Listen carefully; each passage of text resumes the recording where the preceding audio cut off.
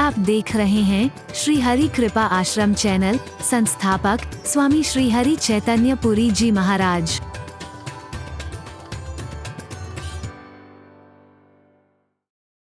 तो अच्छी जगह पहुंच गया है, उनकी शरण में जाकर के दुख लवलेश नहीं रहेगा। वचन, अगली बात सुनो जरा। वचन बोलो, कर्म मन कपट भजेहु राम रणधीर। युद्ध भूमि में भी कुंभकर्ण के हो जरा। वचन से कर्म से कपट छोड़ करके रणधीर राम का भजन करते रहना मेरे बेटे। बार बार कह रहा है, जाहू ना निज पर सूझ। अब नशा चढ़ने लगा है ज्यादा। अब तू हट जा बस, अरे बोलना। जाहू ना निज सूझ मोए भयउ काल वसबीर। ये पता है कि निश्चित है।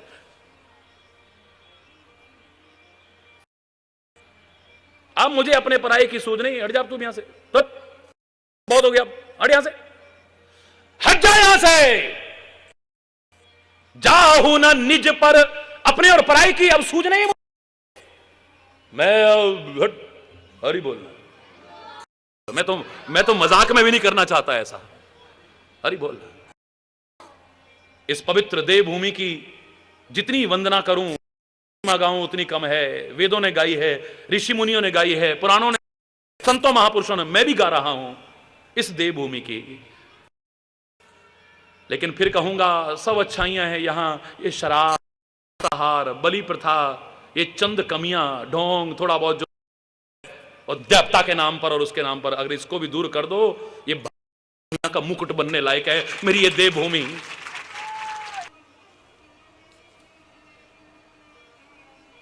कहां तक कहूं मैं, कहां तक कहूं।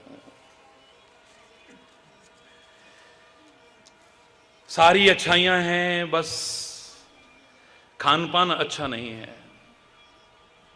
हरि बोल। सारी अच्छाइयां हैं, समझ भी है, लेकिन फिर भी साथ तो रावण का ही निभाया ना। सारी अच्छाइयां हैं, सब अच्छाइयां हैं, लेकिन एक आध बुराई ने सब अच्छाइयों पर मिट्टी डाल के ढक दी है, पर्दा डाल दिया है। एक आदर्श और महान व्यक्ति नहीं बन पाया है। आदर्श और महान व्यक्ति कौन बनता है? कौन बनता है? जो मन से, वचन से और कर्म से, तीनों से सही है। जिसका मन भी ठीक है, जिसके वचन भी ठीक हैं और जिसके कर्म भी ठीक हैं। बहुत से मन से ठीक होते हैं, मन के बुरे नहीं। ये मन का बुरा नहीं है, पर बोल जाता है जरा। हरि बोलना। बस अब बर्दाश्त नहीं होता जब आ जाती तो फिर मैं फिर परवाह नहीं करता, ये कह देते हैं झट। हरि बोल। वचन भी ठीक हो, मन भी ठीक हो और कर्म भी ठीक हो, ऐसा व्यक्ति ही एक आदर्श व्यक्ति बन सकता है। वरना इन सारे उदाहरणों को देखो, इतनी अच्छाइयां होते हुए ये आदर्श नहीं बन पाए। हमारे अंदर कितनी भी अच्छाइयां हो, अगर चंद बुराइयां भी हुई, हम इतनी अच्छाइयां होने के बाद भी अपना जीवन सुखी और आनंदित नहीं व्यतीत कर पाएंगे। नजर दौड़ाओ, आत्मनिरीक्षण करो और जो कमियां नजर आए उन्हें दूर करने की कोशिश करो। कैसे, ये भी मैं बताऊंगा। हरि बोल। जब इतना बता रहा हूं उसकी कृपा से, अभिमान से नहीं कह रहा हूं, ये भी बताऊंगा और किस किस का क्या क्या दुष्परिणाम उसे भोगना पड़ा चंद कमियों के कारण ही, चंद कमियों के कारण ही, उसकी भी चर्चा करेंगे। और आज अगर कोई गलत शब्द निकला हो, उसके क्षमा चाहता हुआ अपनी वाणी को विराम दूंगा। एक बार जोर से बोलेंगे, धर्म की, जोर से, धर्म की, अधर्म का, प्राणियों में, विश्व का, गौ माता की, भारत माता की, गंगा माता की, संत समाज की, भारत की देवियों की, भक्त समाज की।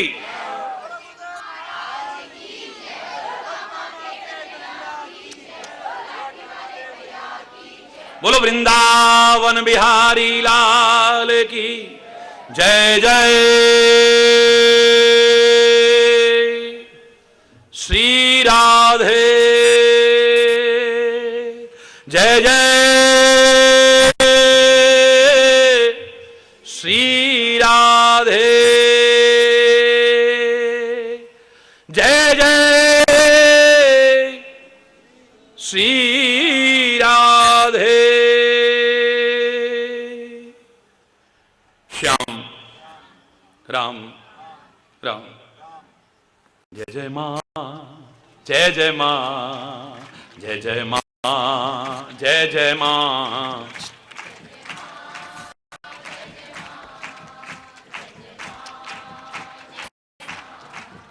जय जय मां, जय जय मां, जय जय मां, जय जय मां।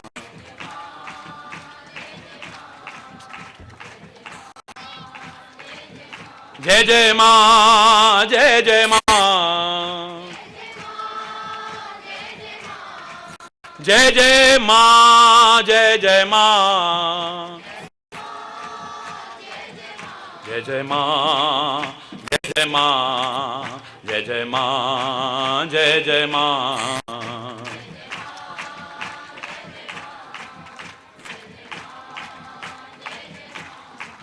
जय जय मां, जय जय मां, जय जय मां, जय जय मां,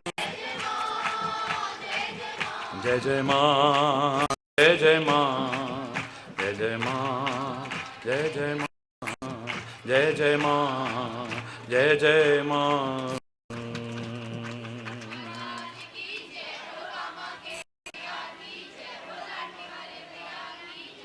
हरि बोल, हरि बोल, हरि बोल, बोलो दिव्येश्वर।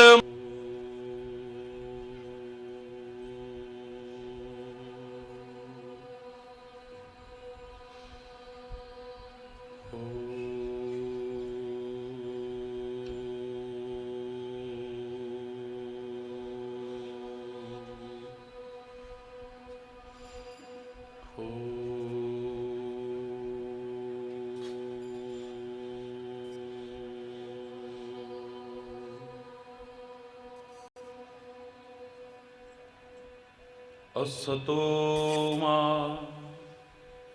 सद्गमय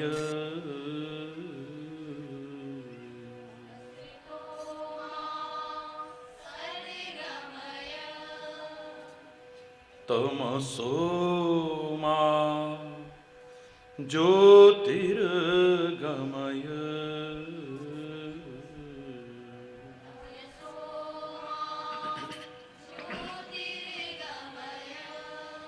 मृत्योर्मा अमृतं गमय।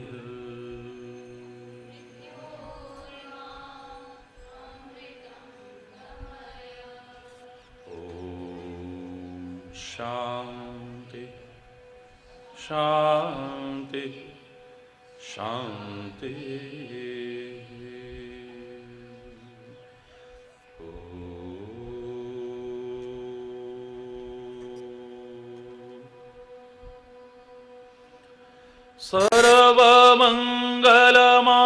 सर्वमंगलमांगल्ये शिवे सर्वार्थ साधिके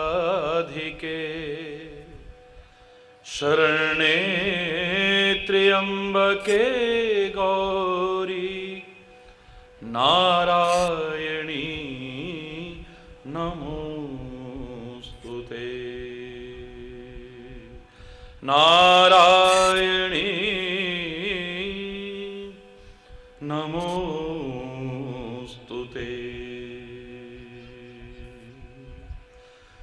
ध्यानमूलं गुरुर्मूर्ति पूजामूलं गुरुपदं मंत्रमूलं गुरुर्वाक्यं मोक्षमूलं गुरुकृपा। ओम शांति शांति शांति। जय जय मां, जय जय मां, जय जय मां, जय जय मां।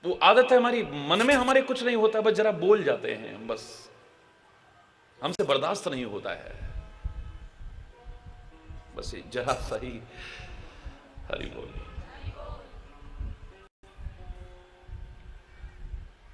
जरा अवस्था तक पहुंच चुके हैं, जरा माने बुढ़ापा भी, जरा अवस्था तक पहुंच चुके हैं, लेकिन अभी ये जरा जरा जरा जरा कह के करके ही आप अपनी कमियों को टालते रहते हैं।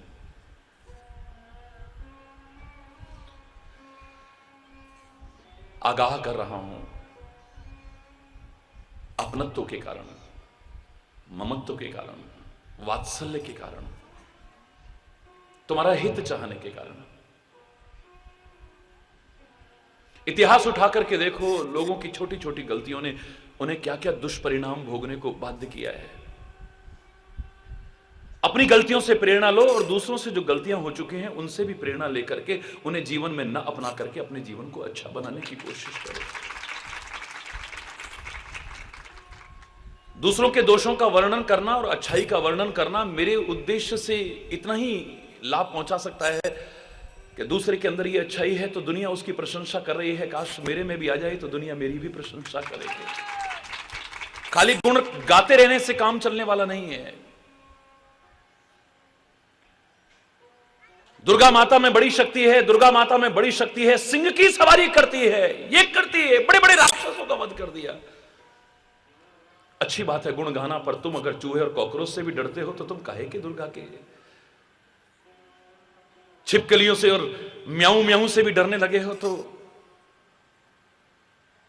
भगवान राम बहुत अच्छे, माता पिता की आज्ञा पालन करते थे, भाई भाई बड़ा प्यार करते थे, धर्म के लिए अपना सर्वस्व न्यौछावर। तू क्या कर रहा है? गुण गाना बहुत अच्छी बात है, अपने शहीदों का, अपने महापुरुषों का, अपने अवतारों का, इन दिव्य आत्माओं का, लेकिन उससे भी अच्छा है कि तुम भी तो ऐसा जीवन बना करके दिखाओ। और दोष दूसरों के अगर देख रही हैं तो खाली यहां तक देखो तो कोई बात नहीं है कि देखो फलाने के अंदर ये कमी थी तो उसका ये परिणाम हुआ। अगर हमारे जीवन में भी ये कमी आ गई तो हमारा जीवन भी बर्बाद हो जाएगा। हमें अपने जीवन में नहीं लाने देंगे, वरना मूर्ख है वो व्यक्ति जो खाली दूसरों के गुण और दोष ही गाता रहता है, अपने जीवन पर ध्यान नहीं देता है। कोई क्या था, कैसा था, इससे तुम्हें कुछ मिलने वाला नहीं है प्रेरणा के अलावा। तुम क्या हो, कैसे हो, तुम्हें इससे मिलेगा। दिखा दौड़ाओ। इतना विस्तार से सुना चुका हूं, इतने उदाहरण सुना चुका हूं, और मैंने आपसे कहा कि पूरे अगर यही उदाहरण सुनाने लगूं तो 10 दिन क्या 10 महीने भी बहुत कम लगेंगे। पर खाली यही नहीं कहते रहना है, हमें कुछ सीखना भी है।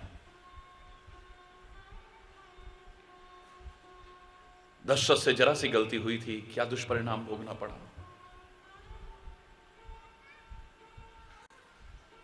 खाली कान से सुन करके ही और वाण छोड़ देते हो तुम भी तो, शब्द भेदी वाण। उसने ऐसा कह दिया और तुम जवान से तीर के समान चुभने वाले वचन छोड़ना शुरू कर देते हो, शब्द भेदी वाण छोड़ना शुरू कर देते हो। देखा नहीं, समझा नहीं, और बस कान से आवाज सुनी और शुरू हो गए, मार दिया तीर, श्रवण कुमार मर गया। माता पिता का वो आज्ञाकारी सेवक, एक आदर्श पुत्र, जिसके वियोग में तड़पते तड़पते माता पिता ने भी अपने प्राण त्याग दिए, लेकिन प्राण त्यागते त्यागते कहे बिना नहीं रह पाए कि जैसे आज बेटे की याद में, अपने जिगर के टुकड़े की याद में तड़पते तड़पते हम प्राण त्याग रहे हैं। दशरथ एक दिन आएगा तो भी अपने बेटे की याद में तड़पते तड़पते अपने प्राणों को त्यागेगा। अब पता चल रहा है, उस समय पता नहीं चला था। अब जब तड़प रहा है राम के वियोग में और मरणासन्न है, तब पता चल रहा है, याद आ रही है उस अंधे तपस्वी के श्राप की बात। करते समय नहीं पता चलता है, उसके बाद तो भूल से ही गए थे कि हमसे ऐसी भी कोई गलती हुई थी। आज मृत्यु शैया पर है तब याद आ रही, तापस अंध शाप सुधी आई। आज मृत्यु के समय याद आ रही है वो बात, इतने समय बाद।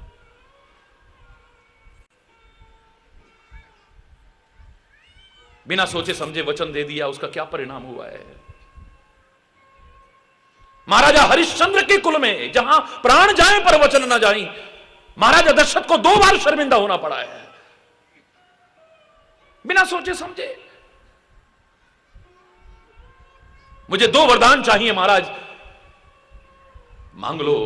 अरे 2 के 4 मांग लो। अरे भूल गया हूंगा राजकाज में, तुम्हारे अगर वरदान मेरे पास बकाए हैं तो 2 क्या 4 मांग लो ब्याज सहित। 4 नहीं, मुझे 2 ही दे दो। खुद राजा दशरथ कहते हैं कि हमारा वो कुल है जहां प्राण जाए पर वचन न जाए, रघुकुल रीति सदा चले। मांग ले जो मांग रहे हैं तेरे को। 14 वर्ष के लिए राम को बना। ना ना ना ना ना, ना। ये क्या कह रही है? अरे जिनके जवान की को कीमत निकल जाए तो प्राण भी जाए उसे निभाने की कोशिश करे थे।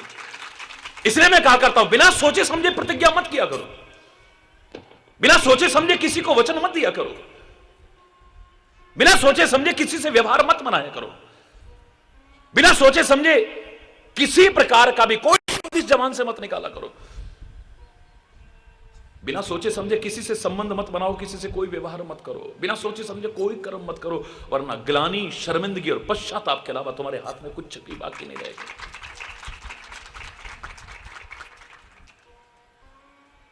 कितने गर्व से कहना कि मांग लो चाहे जो, और अब ना ना ना ना, ये मजाक तो नहीं कर रही तू?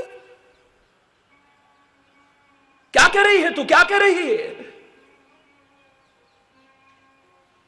बोलो क्या बोल रही हो?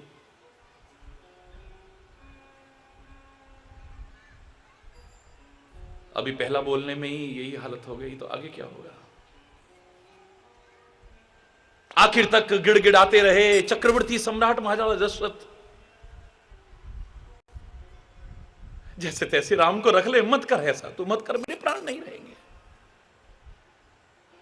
गिड़गिड़ाना पड़ रहा है। अब गलती हो, 1 बार हो, 2 बार हो। विश्वामित्र आए थे तो उनसे भी भरे दरबार में कह दिया था, आइए महाराज, स्वागत है आपका। सिंहासन पर बिठाया, खुद चरणों में बैठ गए। कैसी कृपा की है? मैं मांगने आया हूं। विश्वामित्र मांगने कब से लग गए? जो दुनिया में देने की ताकत रखता है। संत, गुरु और परमात्मा ही तो दाता है, कोई भिखारी थोड़ी ना है। मांगने के लिए दुनिया की बुद्धि खराब हो गई। और दशरथ भी इतने धर्मात्मा होते हुए समझ नहीं पाए रहस्य को।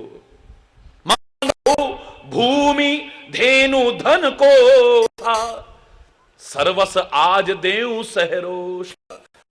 सहर्ष दूंगा। जमीन चाहिए कोई आश्रम के लिए? अरे विश्वामित्र नई सृष्टि को पैदा करने की सामर्थ्य वाला विश्वामित्र। क्या चाहिए? मांगो वो भूमि धेनु। आश्रम बनने के लिए पैसे वैसे की आवश्यकता है? धेनु, कोई गाय वगैरह चाहिए? गौशाला चाहिए? कोषा, यहां तक कि खजाना मांग लो आप। और क्या कहूं? सर्वस आज देऊं सहरोषा। अरे महाराज आप मांग के तो देखिए, सर्वस्व भी हंसते हंसते आपको न्यौछावर कर दूंगा। तो सही है, मुझे और कुछ नहीं चाहिए। संत संपत्ति नहीं, तुम्हारी संतति चाहता है। इनको अच्छे संस्कार दे सके। मैंने खुद अनुभव किया है, जितने सत्संग से दूर हुए हैं उनकी क्या दशा हुई है, मेरे शायद अधिकांश लोग जानते हैं, छुपे हुए नहीं है। हरि बोलना। संत का क्या स्वार्थ है, क्या स्वार्थ है, क्या लेना है उसने? नहीं चाहिए तुम्हारी धन, धेनु, खजाना। देना चाहते हो तो राम और लक्ष्मण दे दो। विप्र कहो नहीं वचन विचारी। तेवर बदल गए महाराजा दशरथ के। अरे ओ ब्राह्मण देवता, सोच करके बोलो, क्या बोल रहे हो तुम? विचार करके नहीं बोला आपने। पन पायूं सुतचारी। बुढ़ापे में 4 औलाद पाई और आपने फट कह दिया राम और लक्ष्मण दे दो मेरे को। माफ करना महाराज, माफ करना। क्यों? तो कह रहा था चाहे जो मांग लो, हंसते हंसते दे दूंगा। अब क्यों जान निकल रही है? मेरे शब्द अन्यथा लग सकते हैं, क्षमा चाहते हुए, लेकिन कहूंगा अपने लिए प्रेरणा लेने के लिए। या तो जवान से कुछ कहो मत कहो, तो उसे पूरा निभाने की कोशिश करो। सोचे समझे मत निकालो अपनी जवान से, वरना भरे दरबार में शर्मिंदा होना पड़ सकता है, शर्मिंदगी का सामना करना पड़ सकता है, ग्लानि का सामना करना पड़ सकता है, पश्चाताप का सामना करना पड़ सकता है, सफलता का मुंह देखना पड़ सकता है।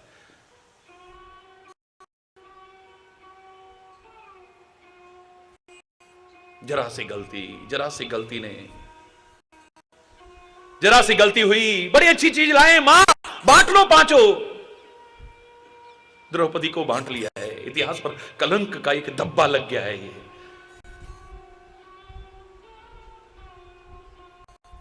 हमारे गौरवशाली इतिहास पर एक धब्बा लग गया है। ना मां ने ही सुधारने की गलती को कोशिश की, ना बच्चों ने कहा कि मां ये वस्तु नहीं है, पदार्थ नहीं है, स्त्री है। स्त्री कोई वस्तु पदार्थ नहीं होती है। हमारे मुंह से निकल गया, गलती हो गई है, मां अपना वचन वापस लो। हम इस महाराजा युधिष्ठिर धर्मराज कहे जाते हैं, लेकिन भगवान कृष्ण के कहने पर ही सही, और वो भी पूरा झूठ नहीं, सत्य सहित बोलने की कोशिश की है। द्रोणाचार्य के हाथ रुक नहीं पा रहे हैं, दिव्यास्त्रों का उपयोग कर रहा है, और पांडवों की सेना एकदम से खत्म होती चली जा रही है। कैसे रोका जाए, कैसे रोका जाए? कोई अप्रिय समाचार मिले तो इनका हाथ रुक सकता है। दिमाग में आया, भीम भागा, उधर गया जहां अश्वत्थामा था, लड़ने लग गया उनसे, और लड़ते लड़ते अपने रथ से उतरा, अपने गदा को उसके रथ के नीचे लगाया और इतना दूर फेंका, संध्या काल से पहले वो रथ सहित वापिस भी ना आ सके। अश्वत्थामा का नाम का एक हाथी भी था उनकी सेना में, बस एक ही प्रहार में, एक ही आघात में उसे मारा, और आकर के हल्ला करने लगा द्रोणाचार्य के बाद, अश्वत्थामा मर गया, अश्वत्थामा मर गया, अश्वत्थामा मर गया। बेटे की मृत्यु के समाचार ने झकझोरा, लेकिन भीम की जवान पर विश्वास नहीं है, ये कह रहा है। उनकी शर्त यह थी कि कोई अप्रिय समाचार अपने स्वजन के प्रति मिले, लेकिन विश्वस्त व्यक्ति से मिले, तब मेरा हाथ रुकेगा, वरना नहीं। युद्ध को रोका तो सही, लेकिन कहां गए? जहां युधिष्ठिर है, युधिष्ठिर की जवान पर विश्वास है। गए उस ओर। भगवान कृष्ण ने सोचा कि यहीं पर आएंगे, पहले से कहने लगे, अगर युद्ध जीतना है तो तुम्हें अब कहना पड़ेगा अश्वत्थामा मारा गया है। टाल तो नहीं पाए कृष्ण की बात को, लेकिन फिर भी दिल नहीं मान रहा है, क्योंकि मेरी जवान की को कीमत है। दुनिया मुझे धर्म का अवतार कहती है।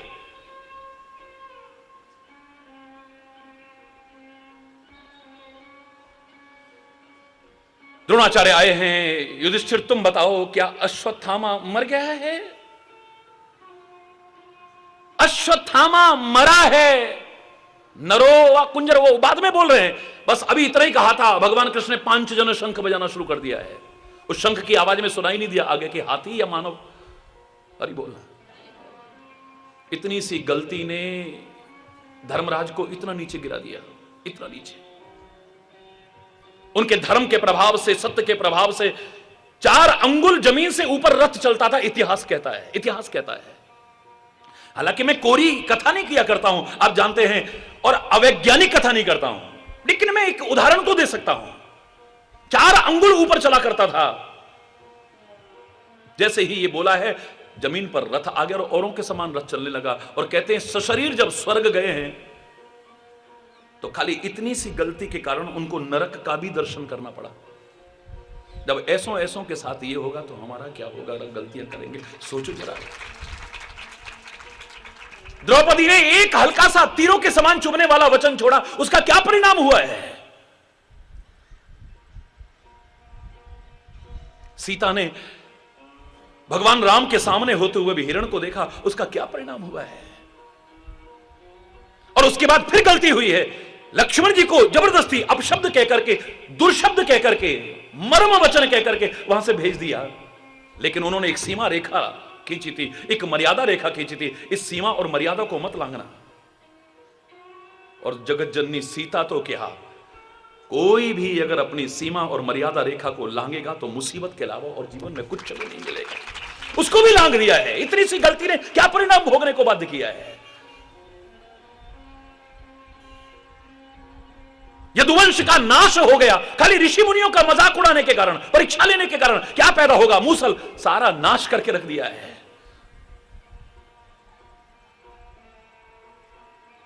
परम धर्मात्मा, परम भक्ता, कैकेयी नरेश की पुत्री, महाराजा दशरथ की पत्नी, विष्णु अवतारी भरत की मां, परब्रह्म परमात्मा श्री राम की मां कहलाने का गौरव प्राप्त करने वाली कैकेयी बस जरा सी मंत्रा के अनुसार चल गई।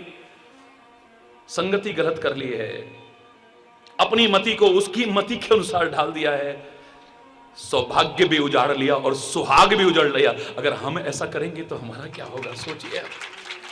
जरा जरा सी गलतियों ने, दूसरों की गलतियों से भी प्रेरणा लो। महाराजा परीक्षित परम धर्मात्मा, उन्होंने जरा सी गलती की है, कलयुग का प्रवेश हुआ है और यहां पर यह स्थिति कर दी है, ध्यान मग्न ऋषि के गले में मरा हुआ सांप डाल दिया है, तिरस्कार पूर्ण वचन कहते हुए। ऋषि ने तो नहीं, ऋषि कुमार ने श्राप जरूर दिया है। विस्तार आप सुन चुके हो। मैं तो 5 मिनट में सारा कुछ हल्का हल्का बताने की कोशिश कर रहा हूं कि 7 दिन के अंदर तुम्हारी तक्षक के द्वारा काटने पर मृत्यु हो जाएगी।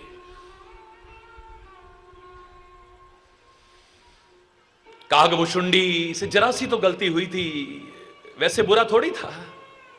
शंकर जी के मंदिर में बैठा हुआ ओम नमः शिवाय का जाप कर रहा था, गुरु मंत्र का जाप कर रहा था, जो गुरु महाराज ने कृपा करके दिया था। पर गुरु महाराज आए, अभिमान के कारण उठ करके प्रणाम भी नहीं किया। बस उसको यह हो गया कि अब मैं ही परम वो बन गया हूं। एक बार हर मंदिर जपत रयो शिव नाम, गुरु आयो अभिमान ते उठ नहीं कीन प्रणाम। अति अघ गुरु अपमानता सह ना सके महेश। गुरु तो परम कृपालु हैं, परम दयालु हैं, उनको क्रोध नहीं आया है। अपने प्रति किए अपराध को तो एक बार माफ कर देंगे, लेकिन उनके भक्तों के प्रति कोई अपराध करे, चाहे परमात्मा हो चाहे सदगुरु, उसको हरगिज भी क्षमा नहीं कर सकते। उन्होंने कुछ नहीं कहा है, लेकिन भगवान शंकर से बर्दाश्त नहीं हुआ कि गुरु का अपमान। अगर इसे दंड ना दिया तो ऐसे तो हर कोई अपने गुरु का अपमान करने लग जाएगा। शाप दिया है तो बल्कि गुरु बचाने की कोशिश कर रहे हैं, शाप को वरदान सिद्ध कराने की कोशिश की है। अजगर की तरह बैठा रहा, जा अजगर हो जा तू। भगवान शंकर से फिर गुरु महाराज प्रार्थना, महाराज कृपा करो, तब माया वश जीव जड़ संतत फिर ही बना, तही पर क्रोध न करिए प्रभु, कृपा से इस पर गुस्सा मत करो प्रभु।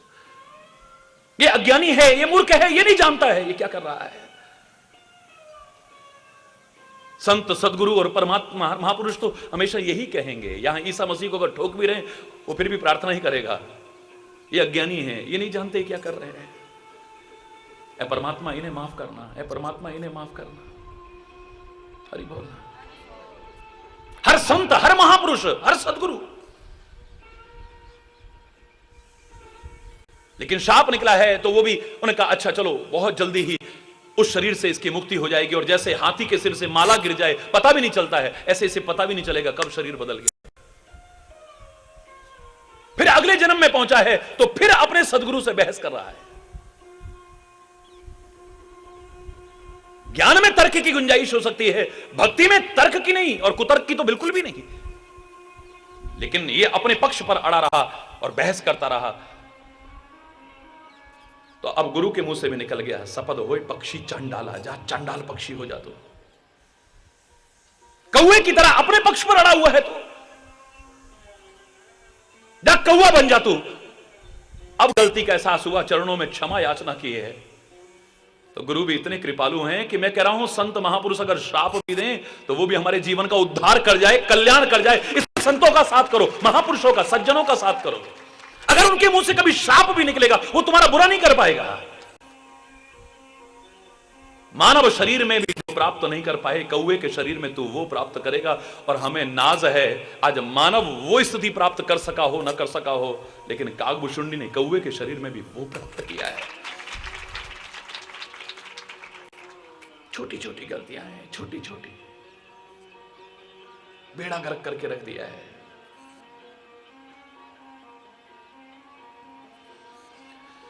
हम अपने जीवन पर अगर निगाह नहीं दौड़ाएंगे तो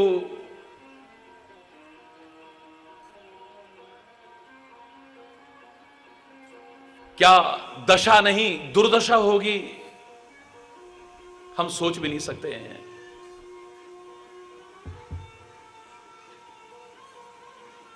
क्या दुर्दशा होगी हम सोच भी नहीं सकते हैं, जो कि मुझसे बर्दाश्त नहीं होगा आपका लाठी वाला भैया होने के नाते। मैं तो आपका जीवन जब सुखी देखूंगा, समृद्ध देखूंगा, खुशहाल हो देखूंगा तो मेरा हृदय प्रसन्न होगा। इसलिए आगाह कर रहा हूं खाली आपको।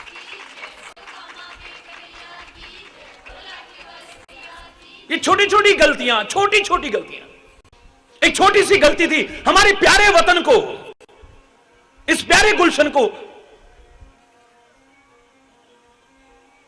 गुलामी की जंजीरों में जकड़ दिया। ईस्ट इंडिया कंपनी को जरा घुसने का मौका दे दिया था हमने। जरा सी तो गलती हुई थी हमसे, जरा सी गलती हुई थी हमसे, जरा सी गलती। सैकड़ों वर्ष तक गुलामी के दर्द को झेला हमने, कितनी कुर्बानियां दी हमने फिर आजादी पाने के लिए, कितना लंबा समय फिर से कुर्बानी पाने के लिए, आजादी पाने के लिए कितना कुछ करना पड़ा फिर हमें। जरा सी गलती, जरा सी गलती। नारद काम पर भी विजय प्राप्त कर गया, क्रोध पर विजय प्राप्त कर गया, परमात्मा का बहुत प्रिय है, लेकिन जरा सी गलती हो गई, अहंकार आ गया और अहंकार में आकर के परमात्मा के सामने ही बखान करने लगा। क्या दशा हुई। 2 दिन से आप कुंभकर्ण का नाम सुन रहे हो और मैंने अपनी तरफ से बना के एक शब्द नहीं बोला है, रामचरितमानस के आधार पर बोला है। दुनिया में 99% लोगों का जीवन शायद उस उच्चता के शिखर पर नहीं पहुंचा है जहां कुंभकर्ण का जीवन पहुंचा हुआ था। अत्युक्ति नहीं कह रहा हूं, झांक लेना, नाप लेना, मापदंड दे रहा हूं तुमको। हालांकि मैं फिर सतर्क कर रहा हूं, मैं तुम्हें कुंभकर्ण नहीं बनाना चाहता हूं, क्योंकि उसकी चंद गलतियों ने ही सारा बेड़ा गर्क करके रख दिया है। मृत्यु तक भी देखिए आप, जब उसकी भगवान के हाथ से मृत्यु हुई, पहली बात तो चलो इसे छोड़ो और किसी के लिए लिखा या नहीं लिखा है, लेकिन कुंभकर्ण के क्या लिखे थे तुलसीदास, सुनिए आप। जैसे ही उसकी मृत्यु हुई है, तासु तेज प्रभु बदन समाना, तासु तेज प्रभु बदन समाना। उसके शरीर से तेज निकला है, कुंभकर्ण के मरते ही उसके शरीर से तेज निकला है और वो तेज आकर के भगवान के अंदर समा गया है, यानी आत्मा परमात्मा में विलीन हो गई है पूरी तरह से। कमाल है। इतनी अच्छाइयां ही अच्छाइयां गिनाई आपको, बस चंद गलतियां हो गई, चंद गलतियां। खान पान अपना नहीं सुधार पाया, बाकी सब अच्छा है। अरे बोलना, खान पान नहीं सुधार पाया, अपना शराब पीता है, मांसाहार करता है, फिर भी दिल से चाहे राम का परम भक्त है, लेकिन साथ तो किसका निभाता है, रावण का ही निभाता है। हरि बोलना, साथ उन्हीं का निभाता है, फिर भी युद्ध उनकी तरफ से ही लड़ता है। ये जरा सी गलती ने उसे आदर्श नहीं बनने दिया, महान नहीं बनने दिया है। भीष्म पितामह इतना महान होते हुए, इतना आदर्श व्यक्तित्व, लेकिन आज आदर्श और महान व्यक्तित्व के रूप में हमारे सामने नहीं है। क्यों? छोटी छोटी गलतियां, छोटी छोटी गलतियां। भरे दरबार में अपनी कुलवधू की लाज लूटी जा रही है, ना तो विदुर की तरह नीति का पालन करते उठ के जाता है, ना शक्ति सामर्थ्य होते हुए विरोध करता है। उस पाप में, उस अधर्म में, उस अन्याय में, उस अत्याचार में बराबर का भागीदार बनता है। इतिहास उसे कभी माफ नहीं कर सकता है। और इस सब के बावजूद साथ तो निभाया उन्हीं का ना, कौरवों का ही। दिल में भगवान कृष्ण के प्रति बड़ी श्रद्धा रखता है, बड़ा प्यार रखता है, पहचानता है कृष्ण को, फिर भी साथ तो उन्हीं का निभाया ना। हरि बोल।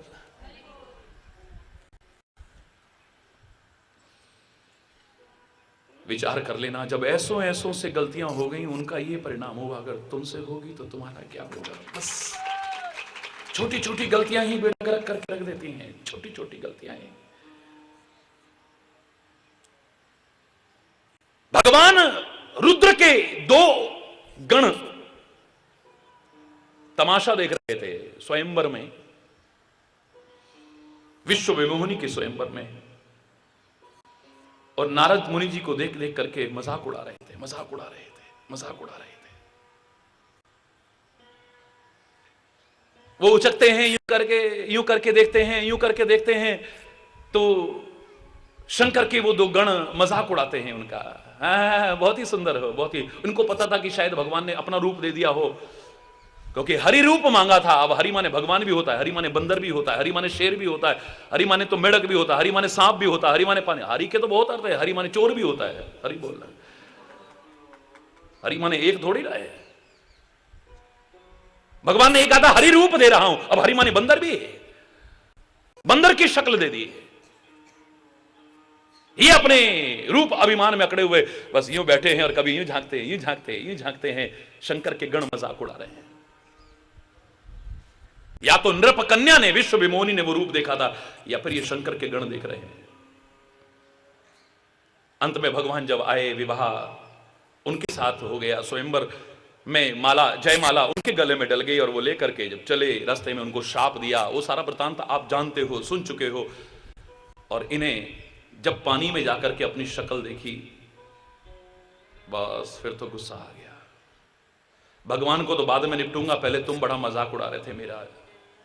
तुम चाहे रुद्र के गण हो, कोई सामान्य नहीं हो तुम, लेकिन मैं तुम्हें शाप देता हूं, जाओ तुम राक्षस बन जाओ। वही रावण और कुंभकर्ण बने हैं। जब ये दशा हो सकती है शंकर के गणों की दशा, ये मत सोचना कि भगवान के साथ तुम हो तो तुम्हारे हर बुरे कर्म को भी छूट मिल चुकी है, बिल्कुल नहीं। भगवान कृष्ण के साथ रहकर के भी पांडव जुआ खेलेंगे, उसका खामियाजा भोगना पड़ेगा। भगवान कृष्ण का साथ पाकर के भी अगर वो अपनी स्त्री तक को दांव पर लगाते हैं, उनका खामियाजा भोगना पड़ेगा उसे। भगवान कृष्ण का साथ पाकर के भी द्रौपदी अगर गिरते हुए दुर्योधन को देख करके मजाक उड़ाएगी, एक दिन उसका फल भोगना पड़ेगा। संत मिल जाएं, गुरु मिल जाएं, परमात्मा मिल जाएं, उनकी कृपा से या हमारे किन्हीं पुण्य कार्यों के परिणाम स्वरूप, तो तुम्हारे हर कर्म को ठप्पा नहीं मिल जाएगा कि सही है। सतर्क रहिएगा। भगवान शंकर के गण अगर ऐसा करते, भगवान शंकर के गण भी, उनको भी फल भोगना पड़ा है। अगर तुम गलत करोगे तो उसका फल अवश्य भोगना पड़ेगा, बच नहीं सकते हो। छूट नहीं मिल जाएगी तुम्हें, ये स्पेशल छूट नहीं मिलेगी, बल्कि अब तुम्हें हो सकता है सजा ज्यादा मिले, क्योंकि तुम धर्म से जुड़े हो। कानून को तोड़ने की जो सजा मिलती है, एक आम व्यक्ति से ज्यादा वकील को मिलती है। क्यों मिलती है? क्योंकि उसको कानून की जानकारी है, उसके बाद भी ऐसा। तुम धर्म का साथ निभा करके, गुरु का साथ पा करके, संत का साथ पा करके, परमात्मा के भक्त होकर के फिर हरि बोलना।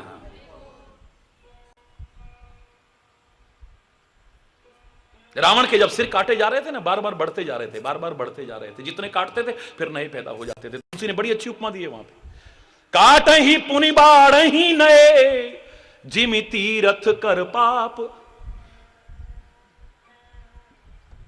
घर में पाप करोगे तो शायद उतनी सजा नहीं मिलेगी जितना कि तीर्थ में जाकर के पाप करोगे। तो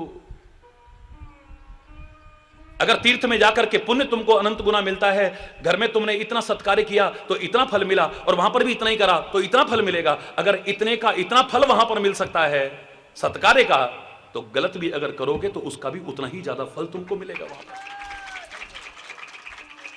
तीर्थ में जाकर के, सत्संग में जाकर के, पवित्र उपासना स्थलों में जाकर के, अच्छी शरण में जाकर के, फिर भी अगर तुम गलत जीवन जीते हो तो फिर सोच लेना। हरि बोलना, जोर से बोलना, सतर्क हो जाइए, सतर्क। बस यही जागरूक ही करना चाहता हूं, और कुछ नहीं। इसका उद्देश्य यह नहीं कि आपको डराऊं, हरगिज नहीं। इसका उद्देश्य यह नहीं कि आपके मन में किसी प्रकार का एक ना ना ना ना ना। उद्देश्य यही है कि अगर तुम सतर्क हो जाओगे, अपने जीवन पर निगाह रखोगे, सही बना करके रखोगे, तो जो मैं चाहता हूं वो अवश्य सफल होगा कि तुम्हारा जीवन सुखी, समृद्ध और खुशहाल हो जाएगा।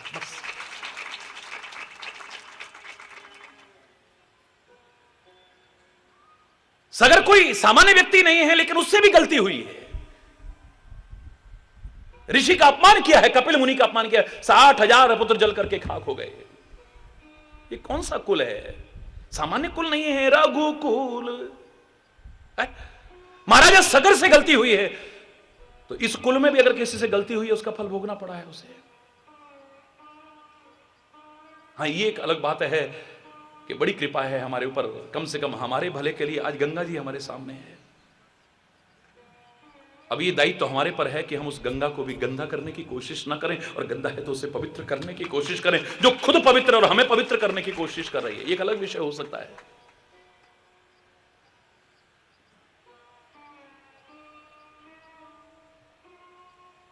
जाओ, तुम्हारे 60,000 पुत्र जल करके खाक हो जाएंगे।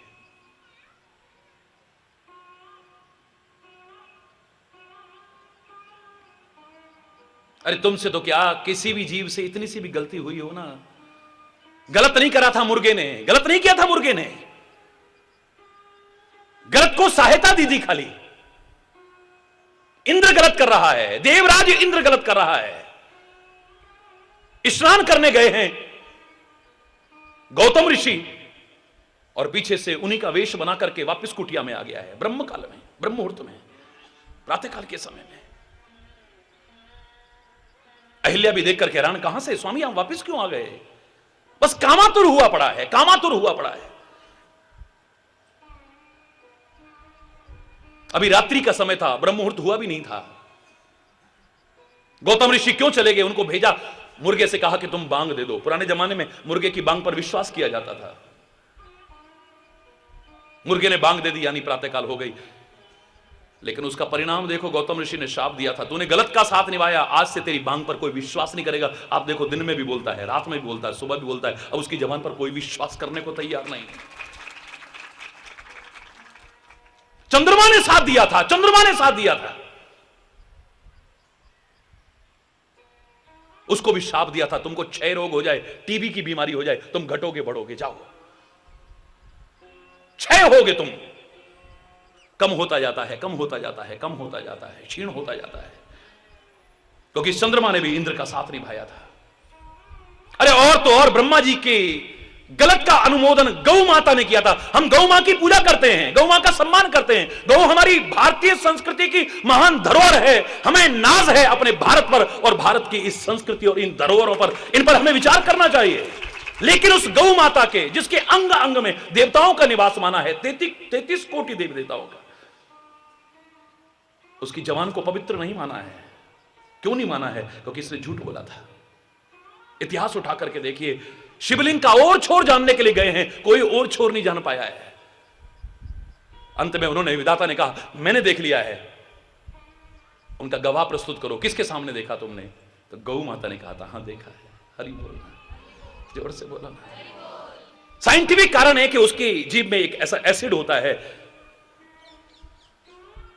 अगर ये कहीं चाटे तो,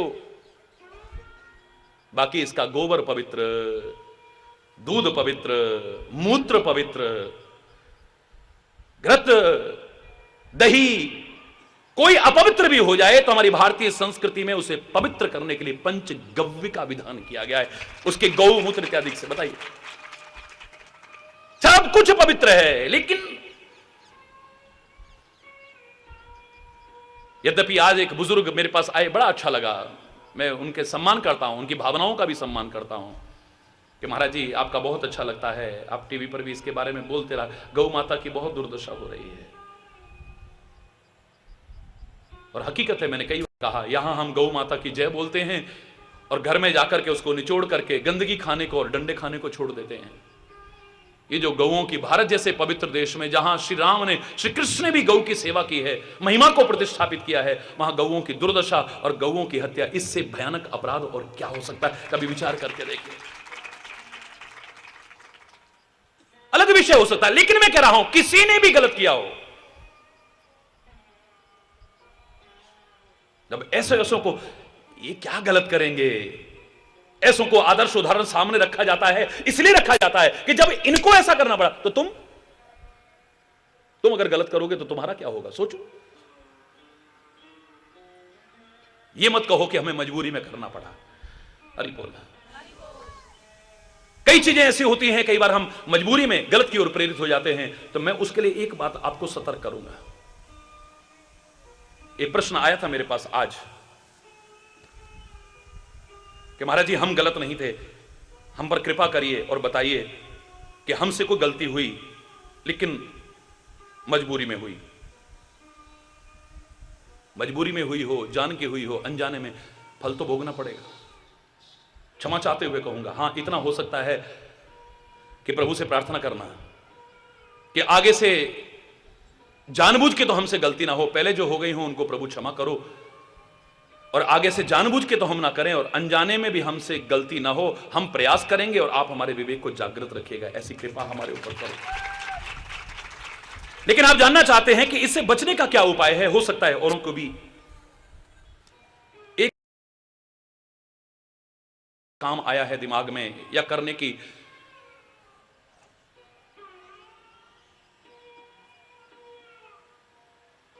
तो उसे टालना मत, तुरंत कर देना, तुरंत कर देना।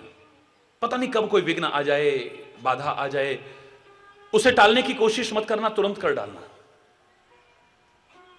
और अगर कहीं गलत मन में आया है या करना पड़ रहा है, उसे जितना टालोगे तो बच जाओगे तुम गलत से। बस इतना हो सकता है, इसके अलावा और कोई नहीं। उसे टालने की कोशिश करो, टालने की कोशिश करो, जितना टालोगे बच जाओगे गलत से।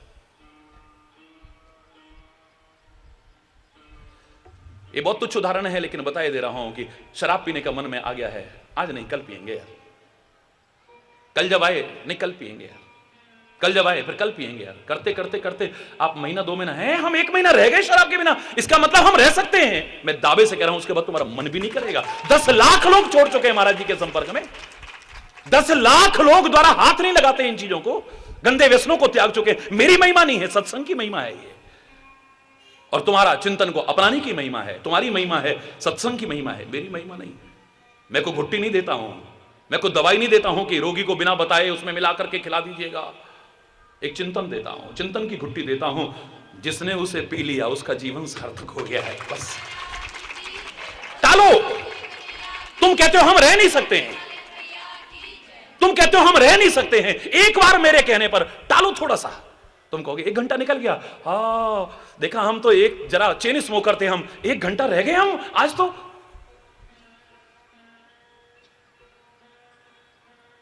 जब 1 घंटा रह सकते तो अगले 1 घंटे और कोशिश करते हैं जरा, मन तो बहुत कर रहा है, लेकिन महाराज जी की बात याद कर लेना। 1 घंटा पर 2 घंटे रह गए हम तो कहते थे जरा देर नहीं रह सकते हम।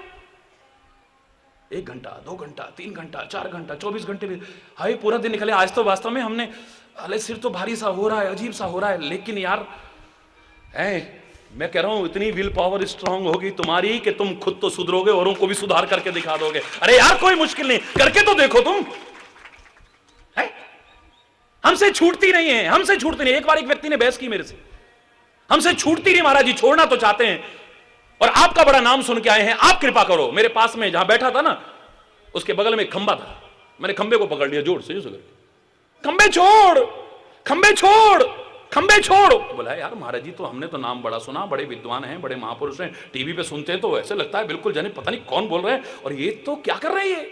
महाराज जी क्या हो गया आपको, आप तो इतने समझदार हैं, खंबे को आपने पकड़ रखा है, खंबे ने थोड़ी आपको पकड़ रखा है। खंबे छोड़, खंबे छोड़, महाराज जी आपके मुंह से अच्छा नहीं लग रहा है।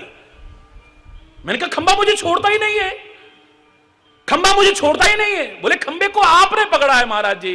तो मैंने कहा शराब को तूने पकड़ा है, शराब ने तेरे को नहीं पकड़ा। जिसे मैं पकड़ता हूं उसे मैं छोड़ सकता हूं, जिसे मैं पकड़ता हूं उसे मैं, जोर से बोलो। अब आप कहो साहब बिजली का वो पकड़ना है तो वो पकड़ लिया तो वो तो छोड़ेगा ही नहीं, अब छोड़ना भी चाहे तो। अब इतनी बुद्धि और विवेक दिया है आपको कि बिजली के तार को हाथ नहीं लगाया जाता है, नंगे तार को हाथ वो लगाते हो तो तुम फिर मानव नहीं हो, मूर्ख हो तुम, पशु से बदतर हो, क्योंकि मानव हो तुम, तुम्हें बुद्धि और विवेक दिया है, ऐसी चीज को क्यों पकड़ते हो। वो तो जीवन गंवाएंगे फिर हम। ये अपवाद स्वरूप इन चीजों को छोड़िए, वरना एक सिद्धांत दावे से कहा जा सकता है कि जिस चीज को मैंने पकड़ा है मैं उसे छोड़ सकता हूं।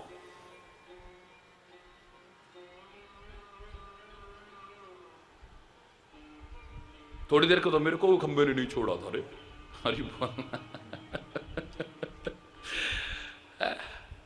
जितना टालने की कोशिश करो, जितना टालने की कोशिश करो। मां बाप समझा गए, तुम्हारा जीवन बर्बाद हो गया, इतनी बदनामी हो गई, फिर भी आपके बच्चे, आपके बच्चियां गलत राह पर चलने से नहीं बचे। मैं उन बच्चों को सलाह देता हूं, अगर तुम्हें भी लग रहा है गलत, लेकिन अब तुम मजबूर हो गए हो, फंस गए हो बुरी तरह से, टालो, फोन आया है, मत उठाओ, रख दो वहां पे। एक दिन बात नहीं करनी, फोन पे नहीं करनी है। ये बच्चों कईयों ने सलाह ली मेरे से कि महाराज जी हम सुधरना चाहते हैं लेकिन क्या करें, हम कभी फोन ना करें तो वहां से फोन आ जाता है, बस फिर पता नहीं हम फिर मजबूर से हो जाते हैं, गलती हो जाती है, फिर हमसे ऐसा हो जाता है। एक दिन मत करो, 2 दिन मत करो, 4 दिन आप देखना कि वो भी दूसरा रास्ता देखना शुरू कर देगा, देख देगी, और तुम भी फिर बस सही रास्ते पर आ जाना। जब इतने दिन रह गए तो फिर आगे भी हम रह सकते हैं, कोई मुश्किल नहीं है, फिर रह सकते हैं हम, कौन सा मुश्किल है। अरे यार अब इतने दिन गए ना, उसको ध्यान है ना, इसका मतलब खाली नाटक था, प्यार व्यार कहां था, वो खाली नाटक ठहरा हो। अरे बोलना, मैं क्षमा चाहूंगा अगर कहीं भी मेरे शब्दों में किसी प्रकार की भी कोई आपके अनुसार है नहीं गलत, लेकिन गलत भावना नजर आए तो सबको आगाह कर रहा हूं, हर एक को अपने अपने स्तर पर आगाह कर रहा हूं। बात बात में गुस्सा आ जाता है, बात बात में गुस्सा आ जाता है। अब तो हम अपनी पत्नी को देखे बिना, देख के बस देखते ही चढ़ता है पारा, अपने पति को देखते ही हमारा पारा चढ़ जाता है, अपने बच्चों को देखते ही हमारा, अपने मां बाप को देखते ही पारा चढ़ जाता है। चाहते हैं गुस्से पे कंट्रोल, नहीं हो रहा। ऐसा करेंगे, इस समय नहीं करते यार, कोई बात नहीं, शाम को आज इनको बताएंगे अच्छी तरह से। मैं कह रहा हूं, एकदम मत कहना कि अब इनको हम गुस्सा ही नहीं करेंगे, शाम को बताएंगे इनको। जब शाम आए तो कहना अच्छा चलो अभी तो जरा ये काम है, कल बताएंगे इनको। कल नहीं, अब कल बताएंगे, अब कल नहीं, कल बताएंगे। मैं दावे से कह रहा हूं आपकी वो भावना ही खत्म हो जाएगी जिससे तुम मुक्त होना चाहते थे लेकिन नहीं हो पा रहे। हमारा इतिहास साक्षी है जो चीख चीख करके कह रहा है, अगर तुम्हारे मन में कोई गलत आ रहा है, चाहे तुम्हारे मन में आ रहा है या तुमसे कराया जा रहा है, उसे टालने की कोशिश करो। गौतम ऋषि के अनेक संतानों में एक संतान थी, उसका नाम था चिरकारी। क्या नाम था? चिरकारी।